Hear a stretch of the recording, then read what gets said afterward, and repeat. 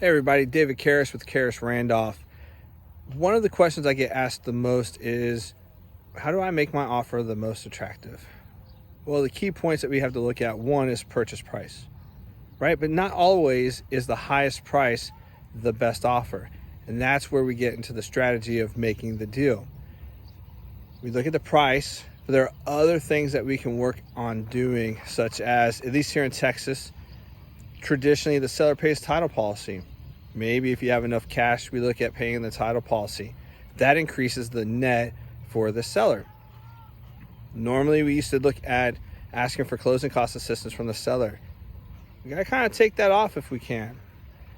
A lot of people used to ask for a home warranty, $500 to $700 depending on the property. We gotta look at maybe taking that off and not ask the seller to pay for that, and we just kind of cover that down. Okay. The survey. A lot of times in the contract, there's a box that says if the lender will not accept the survey, a new survey has got to be provided by, and most of the times they would ask the seller to pay for that. Well, maybe now we mark the buyer. We look at the terms. Maybe the seller needs a longer closing date. Maybe the seller needs a lease back. Okay, there's so many different ways that we can look at positioning the offer to make it look its best. Earnest money. Maybe we start off with 1% earnest money at the time of signing the contract, and then within a specific time, we deliver more money for earnest money after we do our feasibility.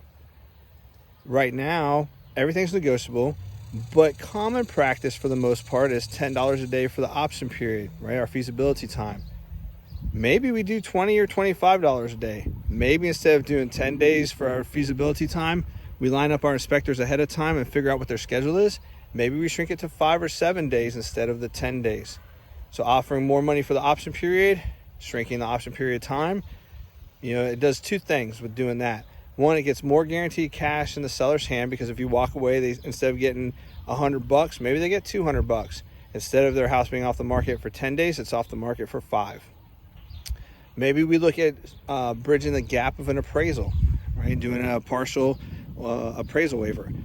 Maybe we just say, hey, look, we're not going to ask for any kind of repairs. We're going to do a health and safety inspection and only ask for health and safety type items to be looked at. Okay.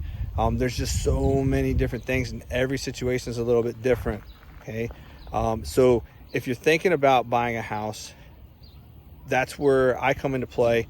I sit down, we review your situation, we figure out what the game plan is. Changing strategies too. If you're tired of being in the multiple offer game, maybe we don't look at new homes. Maybe we look at back on markets, because back on markets, a lot of them are going back on the market for things outside of the seller's control. Buyer lost financing, buyer changed their mind. I saw one where the listing agent and the buyer's agent should have figured some stuff out ahead of time, and the buyer backed out because the seller wouldn't remove solar panels. That's a conversation that should have happened if there was a must-have before the house even went under contract. But a lot of times people look at back on markets as stigmatized. So we kind of can structure our offers and gear them towards different properties versus new, and work on making our offers more attractive that way against less competition. If you would like to sit down and talk about a way that we can make your offers stand out to where you get the home that you want, feel free to give me a call at 210-319-9713. You can find me at KarrasRandolph.com. That's KARRAS Randolph, RANDOLPH.com. Or you can email me at David@San Antonio Realty Pros. I look forward to hearing from you and helping you achieve your real estate goals.